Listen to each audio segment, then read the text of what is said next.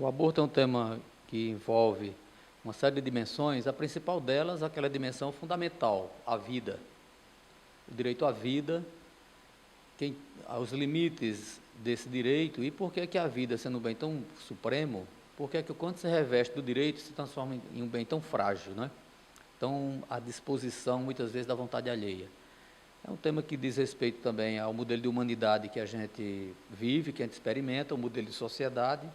Então, é um tema, uma questão polêmica, né, que revela diversos outros aspectos da vida social, aspectos não tão bons em geral. Qual a posição da igreja e em que sentido a igreja e o direito estão de acordo nessa temática? A posição da igreja, e não só da igreja católica, mas das igrejas que seguem o evangelho, de outras religiões que têm como centro a afirmação do valor da humanidade, a posição em relação ao aborto é de repulsa, de não aceitação desse ato, de deslegitimá-lo e, sobretudo, de chamar a responsabilidade dos seres humanos com relação ao fato da geração da vida, da geração biológica da vida, uma responsabilidade a respeito da vida.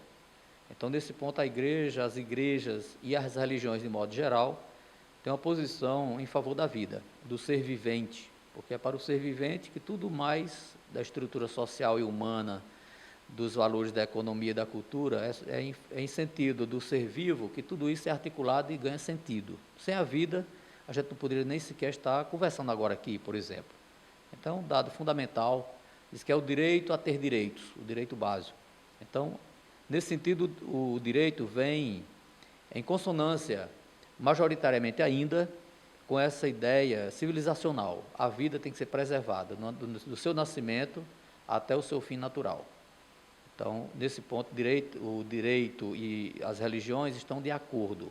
A defesa de um bem, a tutela de um bem jurídico tão fundamental e tão elementar, necessário à fruição dos outros bens jurídicos, que ele tem que ser preservado o mais possível, e as ressalvas que possa ter é exatamente em favor de mais vida, como algumas ressalvas jurídicas do direito à vida, como o caso da legítima defesa, que é o caso clássico, se defende a vida legitimamente de alguém que a quer tirá-la de modo injusto. Então, tirando algumas situações muito peculiares, mas sempre em defesa da vida como bem geral, é que direito e igreja e religiões são concordes na defesa desse grande valor.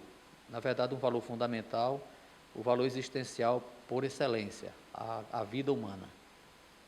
E as coincidências de posição são várias, né? Primeiramente, porque no direito, a estrutura básica do direito, a genética do direito, é dar voz a quem não tem voz. Quer dizer, o direito nasceu na experiência humana a partir dessa constatação. Alguém que não tem voz, alguém que não pode se defender, terá direito a que alguém o faça. A própria expressão do grego é parakaleo, advogado, né? O advocatus romano, significa, tem no fundamento isso, alguém que dá voz a outrem que não tem, é dar voz a alguém que não tem voz. Quando você maneja o direito profissional, o direito técnica, está exatamente em que o interesse de alguém que não pode se defender de modo válido, tecnicamente perfeito, possa receber essa defesa de outrem. Então, se a gente abrir mão da defesa daquele sem voz por excelência, que é o nascituro, então toda a estrutura do direito estará comprometida de modo indelével. E nós diríamos mais, toda a estrutura da civilização. Porque o que é que marca a passagem da barbárie para a civilização? Um dos elementos é exatamente a defesa dos mais fracos. Não lançar os mais fracos e os indefesos na luta brutal pela sobrevivência. Isso é que nos diferencia dos animais. E até os animais, eles defendem as suas crias mais frágeis dos inimigos. Então, nós diríamos que estaríamos apontando uma série de coincidências, uma série de conformações de ordem muito racional e fundamental. A vida tem que ser defendida em todos os sentidos, né? A vida dos seres humanos, a vida dos seres vivos. Então, abrir mão disso aí seria um desastre para o direito e seria um desastre muito maior ainda para a nossa vida espiritual e religiosa, tá certo? Mas o direito simplesmente desapareceria num contexto de relações humanas em que os que sem voz e os que não têm vez não pudessem mais ser defendidos. E a expressão icônica desse sem voz, desse interesse que precisa ser defendido pelos demais, é exatamente a posição do ser vivo, ainda em estado de gestação. Mas o senhor já fala agora sobre a decisão do STJ. Você já falou direto assim, mas nesse caso não tem pergunta. Eu já passo para a próxima pergunta, que é aquela questão do escreveu, e pouco o aborto, não, que essa decisão tem um efeito de agricultura. Eu tenho o primeiro Certo. falando aí que eu já, na eleição, já não posso Pronto. começar. Certo. Em termos de atualidade, nós fomos surpreendidos 2 vezes aqui no Brasil pelas decisões do STF. Essas decisões, a primeira decisão das mais recentes, digamos a penúltima, foi com relação ao aborto dos anencéfalos, os fetos com a gestação incompleta e que com o evento da anencefalia, ou seja, a ausência de massa cerebral. Então houve uma decisão trágica já então, porque o STF, a partir de uma posição de ativismo judicial que é muito questionável numa democracia, decidiu ampliar o tipo penal do artigo 126 e 127, que trata do aborto, decidiu ampliar para a espécie da anencefalia. O direito penal brasileiro, o Código Penal, que é de 1940, ele não pode ser considerado obsoleto, porque a vida não é obsoleta. A defesa da vida é sempre uma atualidade permanente. Então, há um discurso muito frágil da parte do STF de não recepção do Código Penal, exatamente do artigo que trata do aborto, por conta da nova Constituição. O que se trata de impropriedade, porque a nova Constituição ela não é um marco zero na civilização brasileira. A nova Constituição de 88, ela não pode ser o início da nossa civilização jurídica. Isso aí seria impensável. Tanto é que nós passamos muito tempo com o Código Civil, que era de 1916, e era perfeitamente adequado. O Código de Processo Civil só foi alterado o ano passado, só foi revogado o anterior, mas permanecendo válido muitas das suas disposições. Então, uma das desculpas tem sido essa da inadequação, da não recepção do Código Penal por conta da nova Constituição.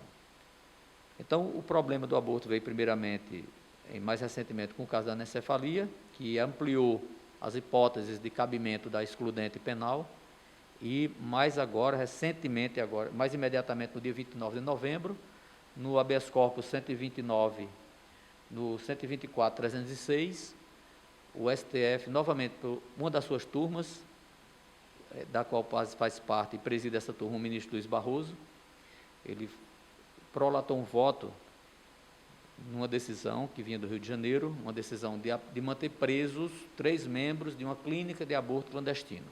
Esse é o caso grave. Essa clínica de aborto funcionava de modo clandestino no Rio, eram cinco responsáveis, 2 já estavam presos, já estavam soltos respondendo o processo em liberdade, e 3 continuavam encarcerados. Então, o STF recusou uma decisão do STJ, que mantinha os presos, e então nós temos um caso de 2 tribunais superiores terem uma defesa, terem uma posição diferente com relação a um tema do direito penal, que é direito ordinário, e isso abre sérias preocupações para toda a comunidade jurídica. Como uma decisão de um tribunal superior, como o STJ, que é a justiça própria das demandas de tipo ordinário, como é que ao se constitucionalizar, ao passar por STF, em que tem como uma das suas tarefas a defesa da Constituição, a Constituição nossa cita 13 vezes o valor da vida no seu texto, no artigo 5º, coloca a vida logo no caput como um bem jurídico intangível, que não pode ser violado. No artigo 227, quando trata dos deveres da família, coloca um desses deveres, a defesa e a manutenção da vida. Então, como é que uma decisão pode ser tomada de modo a invocar a interpretação constitucional para dizer que existe uma inadequação da defesa penal da vida mediante a criminalização do aborto? Então, é algo bastante grave, e nós vemos nisso uma série de desastres hermenêuticos que têm sido bastante naturais e recorrentes na história recente do Brasil. Nós estamos, na verdade, com uma Constituição estuprada, né? Para usar um termo forte, esse estupro constitucional que é feito de modo permanente no Brasil é feito a partir de desculpas, que a gente chama de desculpas subjetivistas, invocando teorias jurídicas que não são adequadas. Por exemplo, o ministro Barroso, ele vai só pesar por uma regra de proporcionalidade o valor da vida com a liberdade. Quer dizer, é absolutamente impensável que você, mesmo racionalmente, logicamente, coloque um direito fundamental à vida, de corte muito superior, e só pesá-lo em vista do direito à liberdade, o direito de escolher uma forma ou outra de proceder. Por exemplo, a vontade da pessoa e o domínio da pessoa sobre o próprio corpo, no caso da mãe gestante, e ali ela poder deliberar livremente a cessação da vida de outro ser humano. Então é um direito, um sopesamento de direito que tem sido combatido por vários juristas, não são poucos que combatem. Por exemplo, eu cito aqui o professor da Unicinos, que é um dos expoentes da hermenêutica constitucional no Brasil hoje, o professor Lênio Luiz Streck, que ele tem uma verdadeira trincheira contra essas posições ativistas do judiciário. O judiciário decidir fazer direito, e quando o judiciário invoca o direito constitucional para revestir uma situação existencial fundamental como é a vida, ao invés de fortalecer a vida, fragiliza a um ponto de que a vida se torna como que uma peça de boliche no jogo de vontades judiciais. Então é algo bastante sério, nós vivemos uma quadra nesse sentido do direito constitucional bastante difícil. Padre Paulo, essa decisão tem efeito geral ou fica sendo só naquele caso em específico? Tem algo que ainda pode ser feito? E as decisões do STF, que é o Tribunal de Cúpula do Ordenamento Brasileiro, tem um efeito duplo, porque o STF não tem apenas a jurisdição constitucional, ele não é apenas o Tribunal Constitucional como em outros países. No caso brasileiro, o STF também é o Tribunal de Cúpula da jurisdição ordinária. Então, isso tem um efeito maior do que a gente pode imaginar. O caso concreto do habeas corpus, o HC 124.306, ele é específico para o caso dos 3 réus presos da clínica de aborto do Rio de Janeiro, certo? Mas só que o ministro, de modo assim assodado, ou pouco técnico, ou então com intencionalidade que tem a ver com as suas crenças pessoais, o ministro fez um voto de fundamentação que possivelmente extrapolou a decisão do STJ. Ele fundamentou, ele invocou primeiramente as questões processuais, que os réus não poderiam ser mantidos presos se havia uma solução penal mais adequada e mais branda para o caso deles. É interessante notar que o habeas corpus, o HC 124.306, não trazia como matéria a prisão ou a punição, a criminalização da mãe que havia autorizado o aborto. Inclusive, não sabemos em que sentido ou em que contexto se deu a chamada autorização ou interrupção voluntária da gravidez, que é algo também muito nebuloso. Como é que alguém no estado de extrema necessidade psicológica, no estado de iminência existencial preocupante, como é que a liberdade dessa pessoa pode ser aferida num processo judicial? Aqui é um ponto que é bastante complicado, né? O judiciário se transformar num divã da psicanálise. O caso concreto implica a decisão para três agentes de saúde, certo? Enfermeiros, 2 enfermeiros, um médico, um assistente de enfermagem, mas que estavam fazendo atos clandestinos. Quer dizer, ainda além disso, como o aborto é ilegal no Brasil, claro, não havia como ser o aborto legal, mas esse aborto feito naquele caso saiu da hipótese da dupla hipótese do Código Penal. A hipótese de permissível do aborto no Código Penal é bastante restrita. É no caso de ameaça ou iminência de perigo para a vida da mãe, e o outro quando a gestação é resultado de um estupro. Então, tirando o fato da gestação resultante de estupro e de uma gestação que possa colocar em risco a vida da mãe, que no caso também levaria ao risco a vida do feto, ou do embrião, ou do bebê, nesses 2 casos, seriam as excludentes. Não foi o caso. Então, o caso do HC 124.306 foi de uma deliberação voluntária da mãe, voluntária aqui entre aspas, a gente não sabe o grau de liberdade dessa decisão que a mulher, no caso, teve que tomar, e objetivamente ela teve a ajuda de 5 pessoas da área de saúde, certo? Então, esse caso, a decisão será para o caso específico, mas, por conta da fundamentação que o ministro fez, e aí os nossos ministros do STF, como guardiões da Constituição, eles também doutrinam. O Brasil é um dos poucos países em que, ao invés do Tribunal Constitucional receber a doutrina das fontes doutrinárias, é o tribunal que doutrina as outras fontes do direito. Então, o ministro decidiu por bem avançar em cima da pauta que vinha do STJ e fundamentou a cessação da vida no caso dos bebês, dos fetos, com até 3 meses de gestação. Quando ele diz que até os 3 meses não existe a formação do córtex cerebral. Então ele usa um critério biológico parcial, que é a formação do córtex cerebral, para dizer da inviabilidade ou da inutilidade de uma vida que está sendo gerada. Isso é um fato bastante grave, porque implica também uma escolha discricionária de um marco zero para a vida humana. Quando até a medicina discute esse marco zero, que é a ciência mais apropriada para fazê-lo, por conta do seu campo epistêmico, a medicina discute, o ministro do STJ, que não é médico, que tem conhecimentos médicos talvez simplesmente derivados dos seus conhecimentos jurídicos, vai criar um marco zero para a validade da vida humana, os 3 meses de gestação.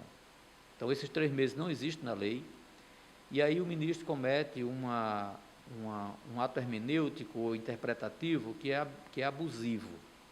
Ele vai se basear em direito comparado, comparar com outros países. E no direito comparado, nós temos uma discussão básica, que não se pode comparar o direito à legislação se você não compara toda a sociedade e os números, as estatísticas que acompanham as escolhas dessas sociedades.